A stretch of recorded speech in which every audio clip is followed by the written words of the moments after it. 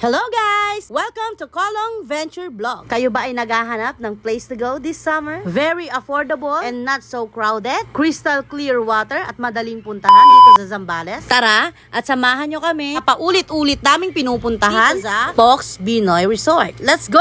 Meron nga po pala tayong 30 pesos environmental fee. At syempre, libre ang 12 years old pababa. Kaya no worries na, mommy and daddy. Pwedeng-pwede nyo nang isama yung 10 anak nyo. Basta 12 pababa lang ha. Siyempre, andito na tayo sa Lahar kung saan katapat ng Pox Binoy. Overlooking na ito, kaya hindi lang Pox Binoy mapupuntahan mo. Bale, dalawa na ang Instagrammable picture na may i-upload mo. At syempre, walang entrance fee dito. Cottage po natin is 600 pesos lamang. Kahit ilan na kayo, kahit nasa 20 pa kayo, basta magkakasama kayo. Ang operating hours pala nila is 7 AM to 5 PM sa day tour. Pwede din pala mag-overnight dito kasi may bago silang gawang rooms. At kung may dala nga pala kayong tent, pwede kayo mag-tent for overnight. Heto ako, nalulunod na. At ayan nga pala yung anak ko si Rianse, nagpapapasa. At saka may mga bata pala ditong ang gagaling maglangoy. Kaya pinalangoy ko sila. Kung sinong mauna sa kanila, meron silang 50 pesos. O sige mga kakolong venture, panoodin nyo na at pagod na ako magdadadada dito. Let's go!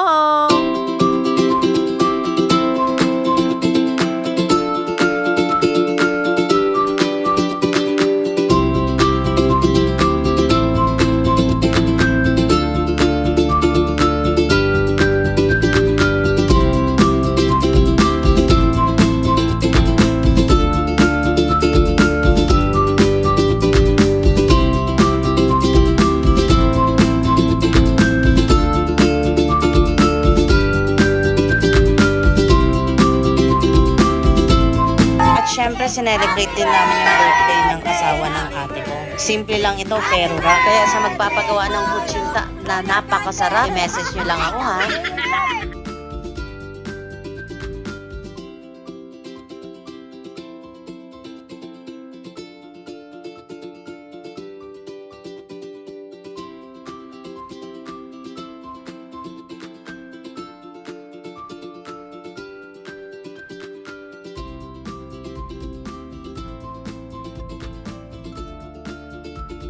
At syempre, after ng Pox Binoy, pwede kayong pumunta sa Coastal Road ng San Narciso para manood ng sunset.